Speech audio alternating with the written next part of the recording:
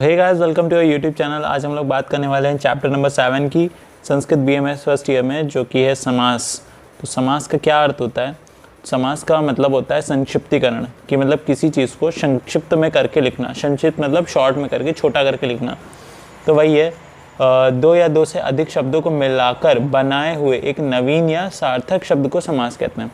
दो या दो से अधिक शब्द। तो अगर समास की विग्रह की बात करते हैं तो समासिक शब्दों के बीच संबंध स्पष्ट करना। जैसे राजपुत्र है तो राजपुत्र का क्या मतलब होगा, तो इसका समास विग्रह करेंगे तो मतलब होगा इसका राजा का पुत्र, मतलब राजपुत्र। समास के प्रकार देखते हैं तो समास के प्रकार होते हैं अव्ययी भाव समास, तत्पुरुष समास, बहुब्रीहि और द्वंद्व समास। तो अव्ययी भाव समास का बात करते हैं तो इसमें पहला पद प्रधान होता है, पूर्व पद प्रधान होता है, और पहला पद अव्यय तथा दूसरा पद संज्ञा होता है। ठीक है, इसमें विभक्ति, समीप्य, समृद्धि, वृद्धि, अभाव, पश्चात, प्रादुर्भाव, असंप्रीति, अत्यय और योग्यता आदि इन अर्थों में से किसी भी अर्थ में वर्तमान अव्यय का शब्द रूप के साथ अव्ययी भाव समास होता है। ठीक है, सिंपल सी बात है। इसका पूर्व पद प्रधान है और पहला पद अव्यय होगा और दूसरा पद संज्ञा होगा। पहला पद अव्यय हम लोगों ने पढ़ा था पहले के चैप्टर्स में। अव्यय एक डेडिकेटेड चैप्टर है, वीडियो है, उसमें आप मेरे चैनल में जाके अव्यय की वीडियो देख सकते हैं, तो आपको समझ में आ जाएगा अव्यय क्या होते हैं। और इसमें पहला पद अव्यय होता है, दूसरा पद संज्ञा होता है। संज्ञा भी एक डेडिकेटेड चैप्टर है जिसपे मैंने एक डेडिकेटेड वीडियो बना रखी है, तो आप चैनल पे जाके संज्ञा की भी वीडियो देख सकते हैं। तो मेरा तो यही एक सजेशन रहेगा कि जो पुराने चैप्टर्स हो रखे हैं उनकी एक बार वीडियो देख लिया करिए, फिर उसके बाद आगे आगे बढ़िए, क्योंकि जो पुराना होता है ना वही चीज़ें बार बार आती हैं। तो अगर पहला वाला पता होगा तो आगे वाला बहुत ईजी हो जाएगा। तो इसमें शब्दों की बात करते हैं, उसका प्रथम पद क्या होता है, विग्रह करते समय कैसे करते हैं, कौन सी विभक्ति होती है और कौन सा विग्रह होता है, और उनके उदाहरण लिखे हुए हैं। तो जैसे शब्द है विभक्ति, तो इसका प्रथम पद हो गया अधि अव्यय। अव्यय बहुत सारे होते हैं, पा, परा, अपसम, अनु, तो मतलब इस तरीके से बहुत सारे अव्यय होते हैं। उसमें अधि अव्यय इसका प्रथम पद है। इसकी विभक्ति देखते हैं तो सप्तमी विभक्ति होगी, और विभक्ति करते समय, इसका विग्रह करते समय इसका दूसरा होगा इति। उदाहरण की बात करते हैं तो हरो प्लस इति। ठीक है, अधि विष्णु मतलब विष्णु इति। ठीक है, ये इसका हो गया समास, और इसका समास विग्रह। ठीक है, वैसे ही दूसरा है समीप्य। समीप, इसमें उपअव्यय है और इसमें षष्ठी विभक्ति यूज हुई है। इसका उदाहरण है अप उपगंगम, गंगा है समीपम। ठीक है, इसका फिर देखते हैं अत्यय, तो इसका अति अव्यय लगा हुआ है यहाँ पे, और इसमें षष्ठी विभक्ति यूज हुई है। हिमस्य अव्यय, तो देख सकते हैं आप, अगर इसको याद करना है तो किस तरीके से याद करेंगे। पहली बात तो बहुत सारे षष्ठी विभक्ति हैं। ठीक है, बहुत मतलब मेनली षष्ठी विभक्ति वाले ही शब्द यहाँ पे यूज़ करे गए मैंने। तो विग्रह करते समय यहाँ पे जैसे सप्तमी विभक्ति है, यहाँ पे मूल शब्द ये है प्रादुर्भाव। तो ये तो बहुत इजी है याद करना।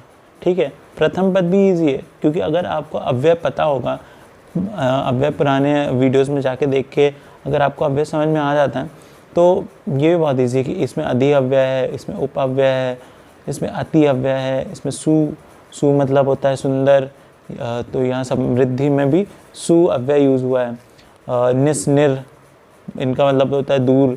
तो वही है अव्यय, आप पढ़ेंगे, उपसर्ग पढ़ेंगे तो ये से उपसर्ग के एग्जाम्पल हैं। तो ये उपसर्ग वाली वीडियो देख लीजिएगा आप। ये अव्यय वाले हैं तो अव्यय वाली वीडियो देख लीजिएगा। सो इस चैप्टर में जो पुरानी चीज़ें हैं उसी को रिवीजन के टाइप में आ रहा है, जो आपको अगर पहले से पता है तो बहुत इजी है, वरना थोड़ा सा आपके लिए मुश्किल हो सकता है चैप्टर। ठीक है, तो ये शब्द लिखे हुए हैं, इनके प्रथम पद लिखे हुए हैं, विग्रह करते समय किस तरीके से यूज़ होंगे और उनके उदाहरण लिखे हुए हैं। तो इसको एक बार रीडिंग मार लीजिएगा और पुरानी वीडियोस देख लीजिएगा, बहुत ईजिली समझ में आ जाएगा। ठीक है, फिर बात करते हैं तत्पुरुष समास की। तो इसमें उत्तर पद प्रधान होता है। तत्पुरुष समास के दो टाइप होते हैं, व्याधिकरण और समानाधिकरण। अब समानाधिकरण के भी 3 टाइप होते हैं, कर्मधारय समास, द्विगु समास और नीय समास। ठीक है, जैसे व्याधिकरण समास की अब अगर बात करते हैं, जैसे तत्पुरुष में था कि व्याधिकरण है, तो अब व्याधिकरण की हम लोग बात करने वाले हैं कि व्याधिकरण समास क्या होता है। तो व्याधिकरण में तत्पुरुष का वह रूप, ठीक है, वह रूप जिसमें समास विग्रह करते समय पूर्व पद व उत्तर पद में विभिन्न विभक्तियाँ यूज हुई हों। तो मतलब इसमें बहुत सारी विभक्तियाँ यूज हो सकती हैं, जैसे द्वितीय विभक्ति, तृतीय विभक्ति, चतुर्थ विभक्ति एंड सो ऑन। तो जैसे द्वितीय विभक्ति, जैसे द्वितीय तत्पुरुष समास की बात करते हैं, तो इसमें पहला एग्जाम्पल है कृष्णाश्रित, मतलब कृष्ण का आश्रय लिया हुआ, जिसने कृष्ण का आश्रय लिया है। कृष्णम श्रितम ग्राम गथा, तो मतलब गांव से गया हुआ, जो गांव गया है, ग्रामम गतः। फिर है तृतीय पुरुष, तृतीय तत्पुरुष समास, तो इसमें हरित्रातः, हरि के द्वारा रक्षित, हरिणा त्रातः। धान्यचार, धान्याचार, धान्य से अर्थ है इसका, तो धान्येन अर्थः। फिर चतुर्थ तत्पुरुष, तो द्विजार्थः, ब्राह्मण के लिए दान, ठीक है, द्विजाद अर्थम, गोहितम, गायों का हित, गोभ्य हितम, ठीक है। तो वही इसमें समास दिए हुए हैं कि इसमें विभिन्न विभक्तियों वाले विभिन्न विभक्तियाँ यूज़ होती हैं। तो इसमें पंचमी तत्पुरुष समास, षष्ठी तत्पुरुष, सप्तमी विभक्ति, इसमें सप्तमी तत्पुरुष। तो जैसे पंचमी का बात करते हैं, तो इसका उदाहरण है चोर भयम, मतलब चोर से डर, दुरादागतः, तो दूर से आया हुआ, ठीक है। षष्ठी तत्पुरुष, राजपुरुष, राजा का आदमी, मनोविकारः, मन का विकार। सप्तमी विभक्ति, कान्य निपुण, काव्य निपुण, मतलब काव्य शास्त्र में जो निपुण होता है, काव्य निपुण। तो सिंपल सी बात है, आपको वर्ड्स देख के भी समझ में आ जाएगा कि उसका क्या मतलब है। जैसे कृष्णाश्रित का मतलब क्या है और चोर भयम का क्या अर्थ है, इसी तरीके से समझ में आ जाएगा। वो बस एक बार रीडिंग मारनी है। One of the easiest chapter है समास।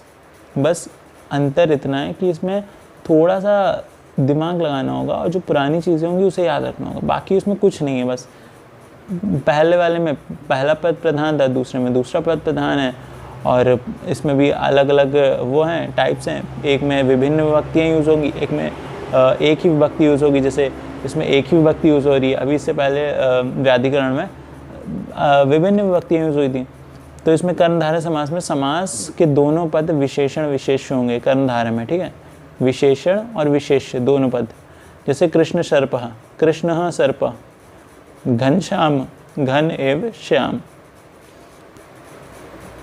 फिर आता है नियत तत्पुरुष समास, तो समास जिसका पहला पद निषेधात्मक हो, मतलब ना हो। जैसे अविद्या, मतलब विद्या नहीं है। अब्राह्मण, तो ना ब्राह्मण। फिर द्विगु तत्पुरुष समास, तो इसमें पूर्व पद संख्यावाचक होगा और दूसरा उत्तर पद संज्ञा होगा। तो पूर्व पद संज्ञावाचक मतलब सप्त मतलब संख्यावाचक है, और दूसरा उत्तर पद क्या होगा, संज्ञा होगी। जैसे दिन, सप्त दिनम, मतलब 7 सप्ताह के जो 7 दिन होते हैं, सप्तानाम दिनानाम समारोह। फिर चतुर्युगम, 4 युग। द्वंद्व समास की बात करते हैं, तो द्वंद्व समास जिस समास में दोनों पद प्रधान हो, द्वंद्व समास कहते हैं।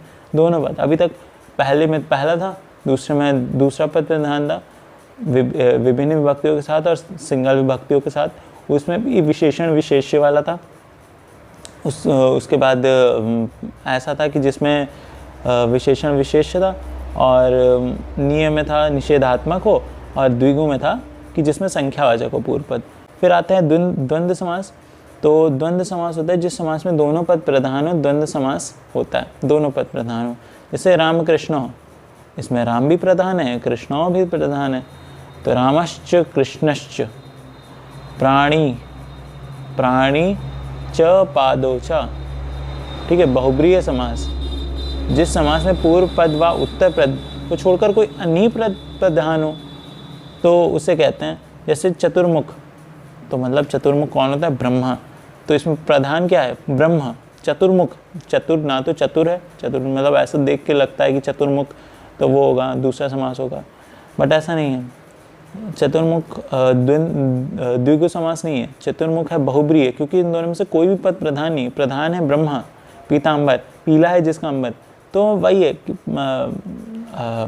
विष्णु, इसमें विष्णु प्रधान है ना, तो पीलांबर है, जिसमें इसमें विशेषण वाला लग सकता है कि विशेषण विशेष हो सकता है, कर्मधार है, बट इसमें कर्मधार नहीं, इसमें बहुब्रीहि समास है। इस चीज़ का आपको ध्यान रखना पड़ेगा। तो बस ये बहुत छोटा सा चैप्टर था समास का, बस इसको एक बार पढ़ लीजिए, इसके नोट्स बना लीजिएगा और नोट्स से जिस तरीके से लिखा हुआ है इस तरीके से लिखिए। इससे ज़्यादा क्वेश्चन बहुत बड़े वाले नहीं आते हैं, लेकिन हाँ अगर आ गया कि समास के टाइप्स लिखो तो इसमें बड़ा क्वेश्चन बन सकता है। तो this is all about the chapter 7 of Sanskrit BMS first year, जिसका नाम था समास। तो समास हम लोगों ने कंप्लीट कर लिया। Now I will see you in next video. Subscribe का बटन दबा लीजिएगा एंड तब तक के लिए take care, good bye, Tata.